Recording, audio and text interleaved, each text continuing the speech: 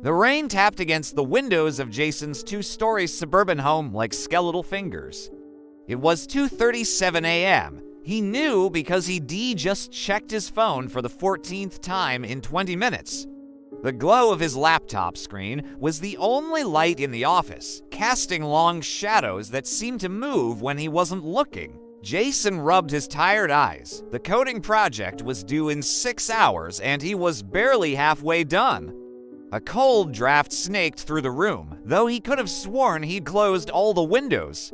He reached for his coffee mug, then froze. Knock. A single, heavy impact against his front door. Jason's breath caught in his throat. No one visited this late, not in this neighborhood, not ever. The doorbell rang. A distorted, wet sound like a dying animal. Once, twice. Against his better judgment, Jason crept downstairs. The hardwood floors creaked under his weight. The peephole stared back at him like a black, unblinking eye. Just check. It's probably nothing. He leaned forward. 2 children stood on his porch, a boy and a girl, no older than 10. Their skin was corpse pale in the yellow porch light. They wore outdated clothing, the girl in a faded pink dress, the boy in shorts that might have been blue once. Jason recoiled. Their eyes were solid black, no whites, no pupils. Just endless voids that seemed to drink in the light. "Let us in," the girl said. Her voice was wrong, too deep, too smooth. "We're cold." Jason's hand trembled on the deadbolt. Some primal instinct screamed at him to run. But another part, a smaller, dumber part, whispered that they were just kids, lost kids. The boy tilted his head. "We can't come in unless you invite us." A smile stretched across his face, too wide, too many teeth. Jason stumbled back. His hip hit the side table, sending a framed photo crashing to the floor. The glass shattered like a gunshot in the silent house. From upstairs, his laptop fan whirred to life, then the speakers.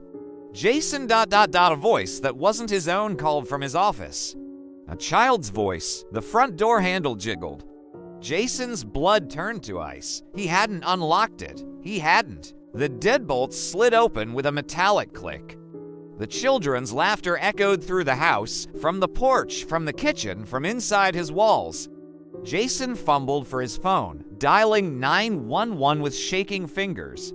The operator answered on the first ring. 911. "What's your emergency?"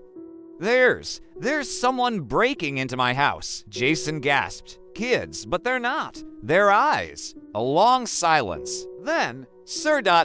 We've had 5 calls tonight about black-eyed children." The operator's voice dropped to a whisper. "Don't let them in. Don't speak to them."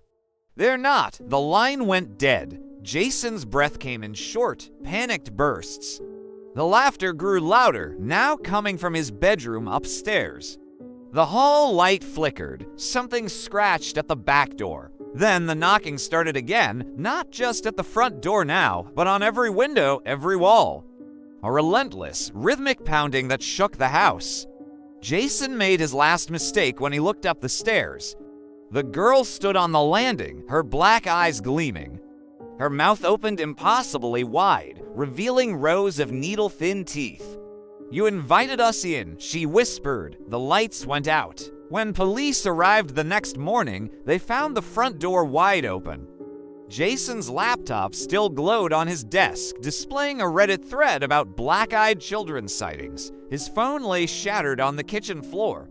And on the hallway mirror, written in something dark and sticky, "We brought friends next time."